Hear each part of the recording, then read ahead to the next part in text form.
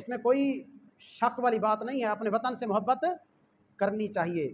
لیکن میرے بھائی ہمارے معاشرے میں بڑا جمود ہے، ہم کئی نسلوں سے ایک جگہ پر رہ رہے ہیں،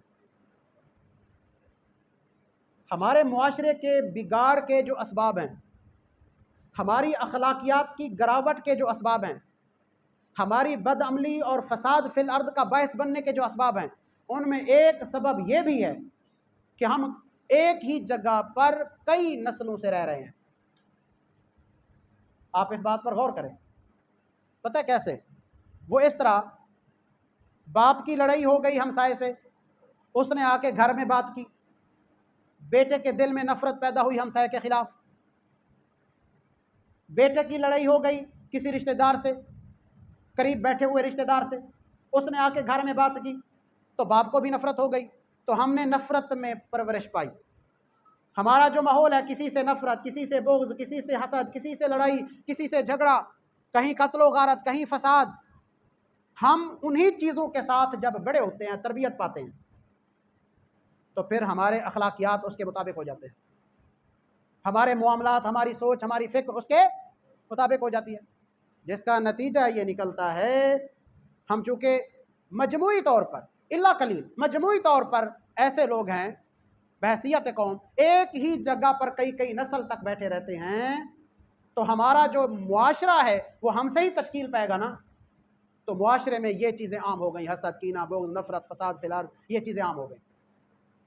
میرے بھائی جس وقت فرشتے بندے کی روح قبض کرتے ہیں نا، اچھا یہ ایک اب تو اچھی ڈیولپمنٹ ہے کہ ہم سرداری نظام سے کم از کم نکل آئے ہیں، وہ جو وڈیرا پنتھ والا نظام تھا نا، سرداری نظام، تقریباً اس سے نکل آئے ہیں۔ دیہات والے لوگ ابھی بھی اس کے زیر اثر ہیں، شہر میں پھر بھی کسی قدر جو ہے آزادی موجود ہے۔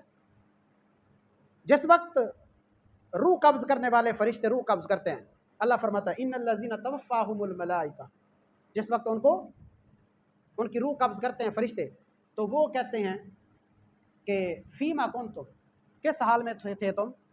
کن کی روح قبض کرتے ہیں؟ ظالمی انفسہم، جنہوں نے اپنی جانوں پر ظلم کیا، ان کو کہتے ہیں فیما کنتم، بتاؤ تم کس حال میں زندگی گزار کے جا رہے ہو؟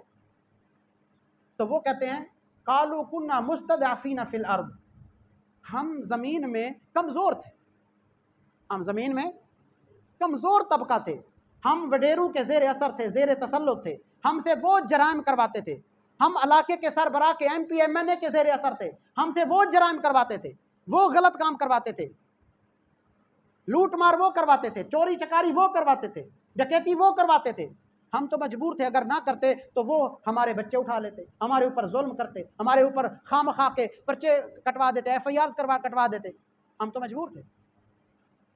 تو وہ فرشتے پتہ کیا کہیں گے؟ یہ والا عذر قابل قبول نہیں،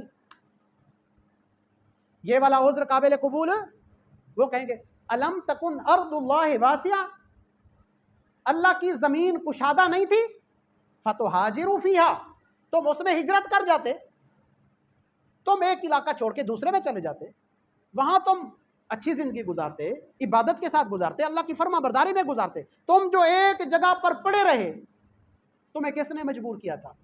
اللہ کی زمین جب وسیع ہے، ایک جگہ اگر تمہارے موافق نہیں آ رہی تو تم اللہ رسول کی خاطر چھوڑ دیتے، وہ جگہ چمٹ کے پڑے رہے تم۔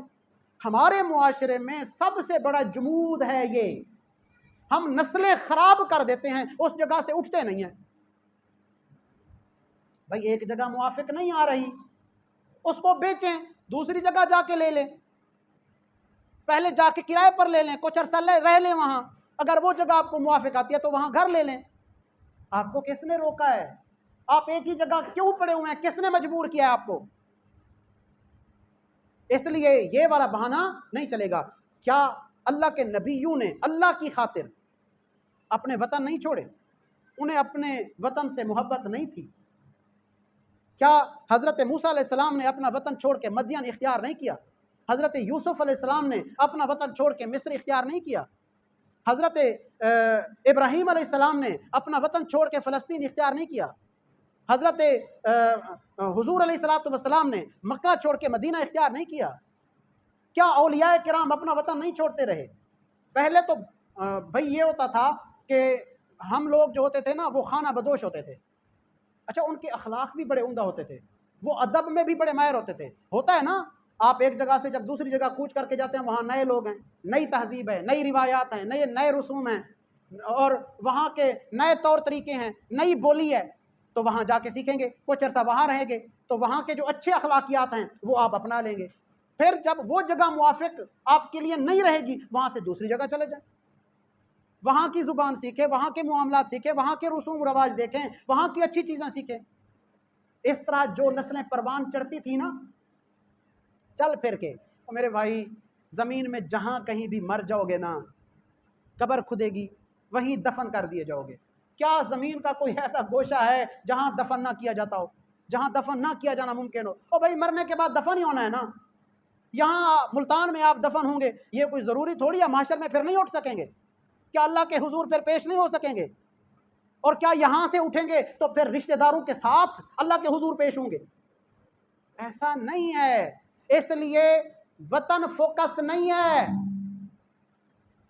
پریفرنس وطن کو نہیں ہے، پریفرنس اس چیز کو ہے کہ یہاں رہ کے اللہ کی طاعت میں اضافہ ہو رہا ہے یا کمی ہو رہی ہے، اخلاقیات اچھے ہو رہے ہیں یا بگڑ رہے ہیں، میرے اخلاق پر، میری عبادات پر، میرے تقوی پر، میری طہارت پر، میرے معاملات پر، میرے خاندان پر، میری معاشرت پر اثرات مثبت پڑ رہے ہیں یا منفی پڑ رہے ہیں؟ منفی پڑ رہے ہیں تو چھوڑ دو، دوسرے شہر میں چلے جاؤ، دوسرے علاقے میں چلے جاؤ، دوسری بستی میں چلے جاؤ، اس علاقے میں اپنی نسل کو خراب مت کرو۔ اچھا سکول تو تلاش کرتے ہو، اچھی جگہ کیوں تلاش نہیں کرتے؟ گھر کیوں تبدیل نہیں کرتے؟